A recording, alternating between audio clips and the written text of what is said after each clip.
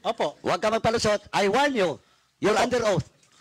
Ang water cannon Sagutin mo po, po where you refer that water cannon that hindi you po, mentioned. ang water cannon deployment po kasi is one of the actions taken by a state pag meron po mga dispute na ganyan nga po. Pilipinas, ibig mo sabihin, mag-water cannon din sa China. Pwede po. That's sinabi mo nag-water cannon. Mr. Chair, wala ako sinabi na ang Pilipinas na ginater cannon ng isang kalabang state. Ang sinabi Sandali ko po. But we're talking about the West Philippine Sea. This will be your last warning. Or else I will cite you in contempt. This is your last warning. You're under oath. Opo. What do you mean that the Philippines is using water cannon? Mr. Chair, ang sinabi ko nga po, ang Pilipinas po, nag-water cannon, pwede po mag-water cannon. Hindi. Walang pwede. Sinabi mong mag-water cannon. Mr. Chair, sige po. Mr. Chairman, with this, Mr. Chairman. Mag-apologize po ako. Mali po ako. Sige po, fake news po ako. Ang sinasabi ko lang po, pwede po ang water cannon sa South China Sea issue. Hindi, ganito lang po. Fake news po ako. Yeah. Commodore Tariela, ako po kasi talagang naniniwala ako na yung West Philippine Sea atin yun eh. At ako talagang saludo ako sa pinakikita mo na ipinaglalaban mo ang soberenya ng ating bansa. Have you ever been a victim of fake news, malicious attacks on the internet when it comes to safeguarding and protecting the territorial and matters that affect the Philippines? Yes, sir. You have. Yes, sir. And what were the nature of these attacks? Well, primarily, sir, they are calling me as a U.S. lapdog. I was recruited for CIA that even my mother cannot believe. Sa mukha-mukha lang, sir. Pero sinasabi nila I'm a CIA agent. They are also saying that I am receiving talent fee from the U.S. Embassy. At one point, they also said that I went to the residence of Speaker to receive 3 black bags. Those kind of things, sir. And were these attacks from Filipinos or from foreigners? From Filipinos, sir. From Filipinos? Yes, sir. Okay. I'm sorry for my ignorance. Are those Filipinos present in this room? Yes, sir. They're here now. Yes, sir. Can you point them out? Mr. Mark Lopez, sir. Mr. Mark Lopez. I can't seem to. Who is Mark Lopez? There. Okay.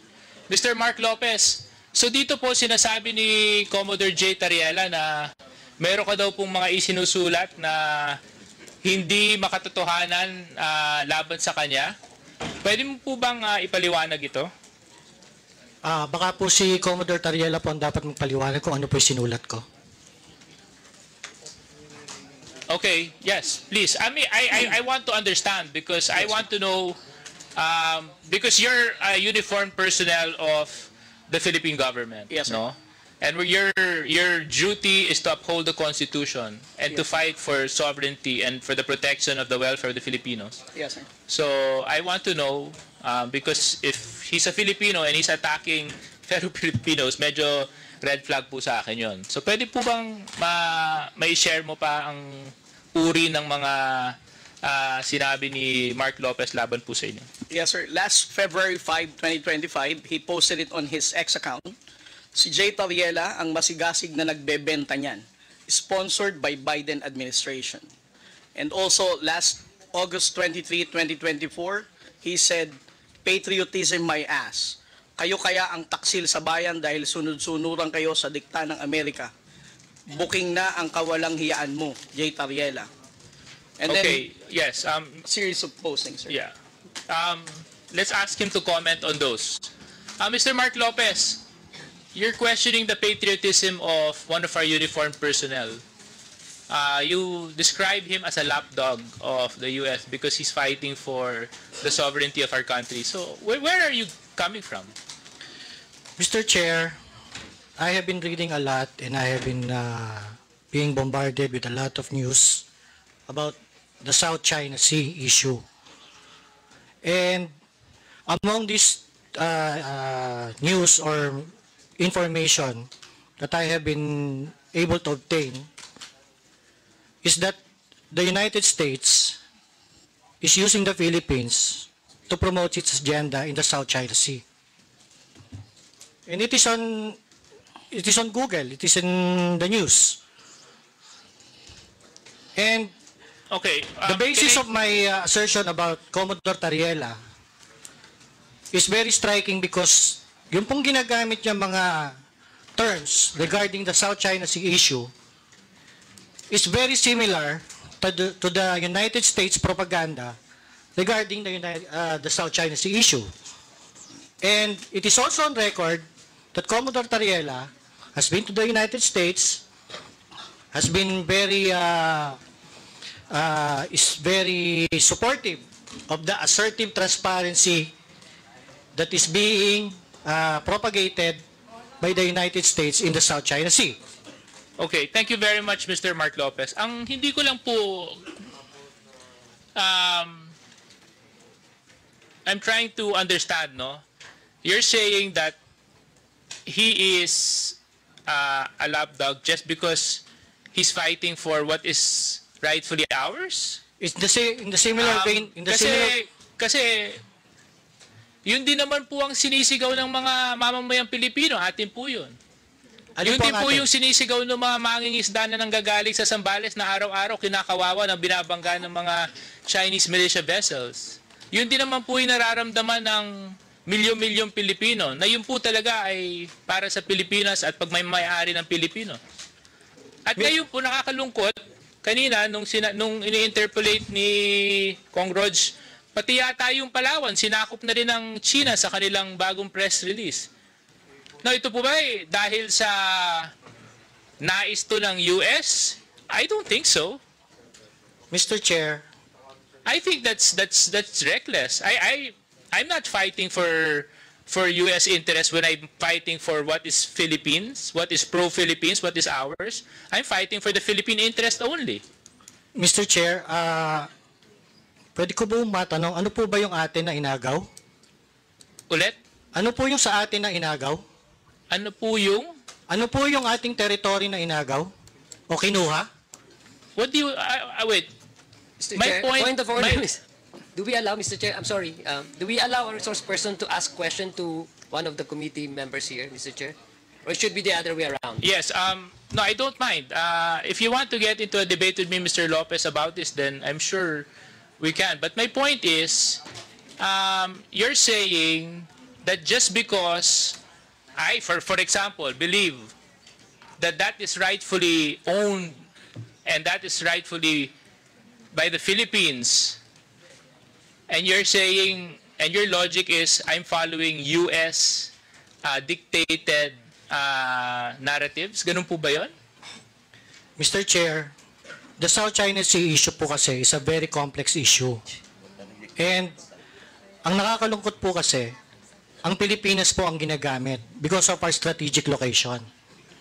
The South China Sea issue is a Anyway, Mr. Chair, can I request that that Mr. Lopez be refrained? I just wanted to find out where he was coming from, and he seems that his point is, tama po ba, Mr. Lopez, dahil sa palagay ninyo ginagamit yung Pilipinas? Tama po? Tama po. Okay. So, yes, Mr. Tariela, can you continue? So, sir, this is a good example of how, like Mr. Lopez is countering our factual narrative in the West Philippine Sea. And this is the reason why we need to counter fake news purveyor like Mr. Mark Lopez spreading wrong information about our fight in the West Philippine Sea. Ito ang dahilan kung bakit ang hirap nating pagkaisahin ng mga Pilipino sa mga pagsasalita na katulad ni Mark Lopez na ganyan, that he never hesitates to call out the aggressive actions of the People's Republic of China. And he appears to even side with the People's Republic of China's narrative. Ako, kunyari, nung tinitira ng water cannons yung mga mangingisda natin, masakit sa akin yun. Pag binabangga yung mga Coast Guard vessels natin na mga dambuhalang Chinese vessels, masakit sa akin yun. Just a point of clarification. You mentioned earlier that ang Pilipinas nag-water cannon din sa China. May I know where did you get that information? Was it in the news? Mr. Chair, wala po ako sinabing nag-water cannon sa China. Ang Hindi, sinabi nyo ngayon lang. Hindi, ang sinabi ko po nag-water cannon hindi, din po hindi, sa hindi. Pilipinas. Mr. Mark Lopez, pwede natin i-review yung tape. We are on the record. Kasasabi mo lang yun. At saka, did I hear it right? That he said na nag-water cannon din tayo sa China? Nag-water cannon lang. Nag-water cannon po tayo. Pero, Mr. Chairman, pero Mr. Lopez, Opo. Mr. Chair. Yes, sir. makinig ka po, please. Kasi po, the issue as of now is the West Philippine Sea. The problem with China. Now, nung minention D.S. Suarez about the water cannons, nagsalita ka na tayo din, nag-water cannon. Saan yun? Water cannon saan? Kasi yung pinag-usapan natin dito is the West Philippine Sea. Now, tama ka. Hindi mo sinabi na nag-water cannon ang Pilipinas sa China. But ang pinag-usapan natin dito is all about the West Philippine Sea. Now, ano yung sinasabi mong water cannon? Mr. Chair, I premised my statement po kasi, kanina sinabi ko po, that the South China Sea issue is a complex issue. Sandali po. Please answer my question. What do you mean that the Philippines is using water cannon? Kasi po yung water cannon is a facility. Opo. Huwag ka magpalusot. I warn you.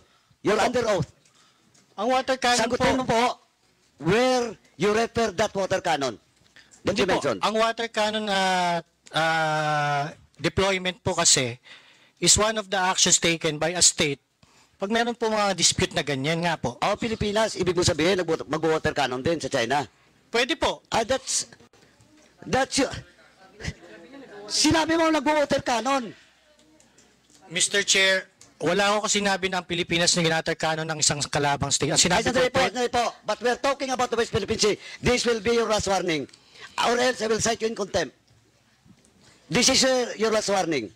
You're under oath. Opo. What do you mean that the Philippines is using water cannon? Mr. Chair, ang sinabi ko nga po, ang Pilipinas po, nag-water cannon, pwede po mag-water cannon. Hindi.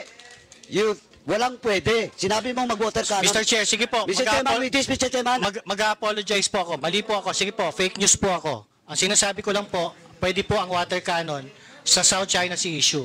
Hindi, ganito lang po. Fake news po ako. Hindi, ang sinabi mo, what you said, nag-water cannon, Mr. Chair. Opo. And Ina-admit ko if po. you want, Ina-admit ko po. we can ask the Secretariat to refer to our stenographers in the back to the statements issued by Mr. Lopez regarding that issue. So, we have never taken, I don't think, that's reckless, absolutely reckless. Anyway, I want to show a photo, but of course. Mr. Chairman.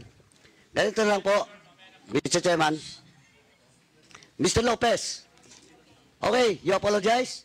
Opo, I But this- apologize po. Yeah, thank you for that apology. Now, this will be your last warning. Please refrain from lawyering or palusot. For not telling the truth. Or else, the next time that you will commit that violation in this committee, I will never hesitate to cite you in contempt. Ipapakulong kita dito. Noted, Mr. Chair. Thank you, Mr. Chairman. Thank you. Umani naman ito ng iba't ibang reaksyon mula sa ating mga netizens. Ayon kay Rose Castro, humandar na naman si Mr. Contempt, opinion should be heard not tagged as fake news. Pahayag naman ni Alex Flores, House of Contempt. Nananakot na naman si Paduano, di pa tapos sumagot tinatakot na ng contempt. At ito naman ang saloobin mula sa ating kababayan na si Corco Maxa, just play their games. Don't take Congressman seriously, nag-power trip lang yan. Mga kababayan, feel free to comment below para maglabas ng saloobin sa balitang ito.